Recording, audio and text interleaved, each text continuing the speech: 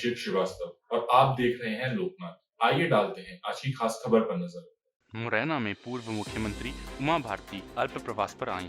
वहां उन्होंने बड़ा बयान दिया। चुनाव लड़ने के सवाल पर पूर्व मुख्यमंत्री उमा भारती ने पत्रकारों से चर्चा की। उन्होंने कहा कि ये तो पार्टी की इच्छा है कि किसको कब विधानसभा का चुनाव लड़ाना है और किसको कब लोकसभा का।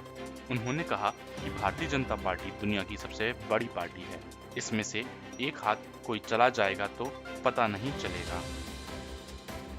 उतारे नए कार्यकर्ता हुई। ये तो इच्छा है पार्टी की, किसको कब विधानसभा का चुनाव लड़ना, किसको कब लोकसभा का चुनाव लड़ना। इसका मतलब हताशा नहीं है, इसका मतलब है कि पार्टी अपने विवेक से निर्णय लेती है परिस्थितियों को देख करके। एक तो 17.5 साल का कार्यकाल पूरा कर चुके मुख्यमंत्री शिवराज सिंह चौहान का पहली सूची है, तीसरी सूची में नाम आना और जो मन से खुद कहना कि मैं चुनाव लड़ूं या ना लड़ूं।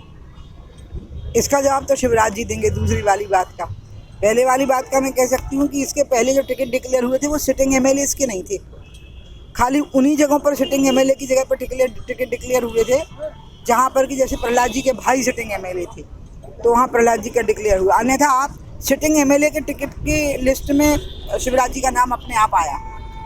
क्योंकि लगातार पार्टी में देखने को मिल रहा है कि लोग बागी हो रहे हैं, बागी होते जा रहे हैं, तो कहीं ना कहीं भाजपा का कहीं अब पार्टी इतनी बड़ी हो गई है, भारतीय जनता पार्टी दुनिया की सबसे बड़ी पार्टी हो गई है, तो इसमें से एक आध कोई चला भी जाएगा तो पता ही नहीं लगना। सीएम बोल रहे हैं कि फिनिक्स पक्षी की तरह मैं दोबारा से राख में से कराऊंगा, तो ये तो उन्हीं से पूछो ना। भाजपा का चाल चले तो चेहरा पहले मजबूत माना जाता था और कार्यकर्ताओं को जैसे कि पुराने कार्यकर्ता मजबूत कर देते हैं। जैसे आप भी आया तो आपने सत्ता भाजपा को दी और फिर आपको केंद्र से और राज्य से बाहर कर दिया। नहीं, मुझे बिल्कुल बाहर नहीं किया। मैं खुद बोली कि मुझे चुनाव नहीं लड़ना 19 का, अभी लड़ूंगी 24 का।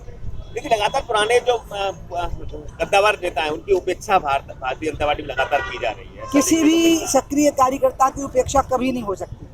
उसकी महत्वाकांक्षा अगर कुछ है वो पूरी नहीं हुई तो आप उसको उपेक्षा मत समझो। बाकी हर एक को पार्टी में काम करने के लिए जगह है और जो अपना योगदान देना चाहता है वो दे। इसमें उपेक्षा की बात नहीं होती है। जो महत्वाकांक्षा होती है वो पूरी नहीं होती है तो कहते हैं हमारी उपेक्षा हो रही है। क्या लगता है कितनी बम्पर जीत भाजपा की आप मानती हैं? देखो, मैं तो बेचारी उन लोगों में से हूँ जो एक अंग्रेजी में एक शब्द होता है सुपर कूल कॉन्फिडेंट रहती हूँ। 230 सीटें हैं तो हम तो हर सीट पे चुनाव लड़ने के लिए उम्मीदवार खड़ा करेंगे। हम किसी को हारने के लिए थोड़ी खड़ा करेंगे। तो हम तो पूरी 200 सीटों पर ही जीतने के लिए उम्मीदवार खड़े करेंगे।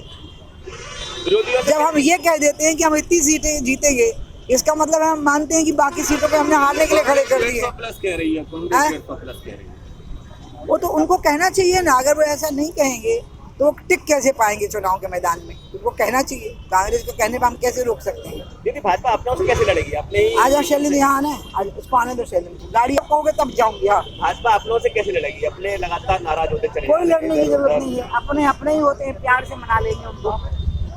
दीदी बिहार में नीतीश कुमार और जो अपने उधर चले जाएंगे ना वो भी अपने ही काम करेंगे, बंटा ढाल करके आएंगे उधर।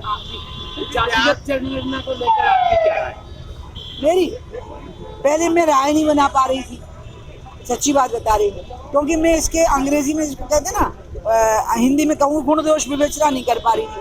अब मुझे लगा कि अगर पिछड़ों की गणना करनी थी या अन्य जातियों तो पिछड़ा में फिर कुछ ऐसे भी लोग आ गए जो 1.5% निकले थे।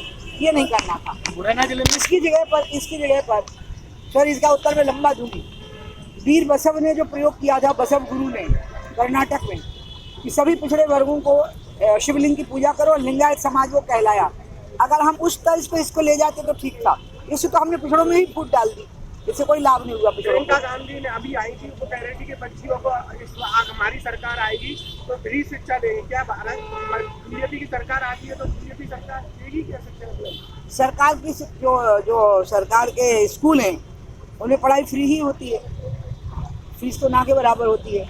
इसलिए मुख्य बात यह है कि शिक्षा का स्तर ठीक होना जरूरी है और स्वास्थ्य का, सरकारी सेवाओं का, स्वास्थ्य की सरकारी सेवाओं का और स्वास्थ्य की शिक्षा सेवाओं का स्तर ठीक नहीं है पूरे हिंदुस्तान में, वो ठीक होना जरूरी है। भाजपा ने बड़े बड़े कद्दावर नेता उतारे, उसमें आपका भी नाम है अगली लिस्ट में।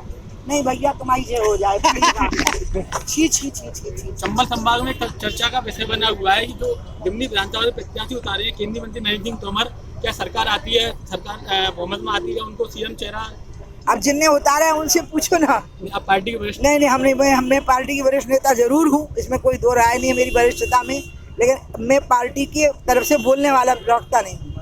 ये आगामी विधानसभा में कई स्टार प्रचारक बनाए हैं, क्या आपको भी स्टार प्रचारक? अरे मैं तो हूँ ही सुपरस्टार। ऐसे ही वीडियोस को देखने के लिए आप हमारे YouTube चैनल को सब्सक्राइब करें। साथ ही हमारे अन्य सोशल मीडिया हैंडल्स जैसे कि Instagram और Facebook को भी आप फॉलो कर सकते हैं।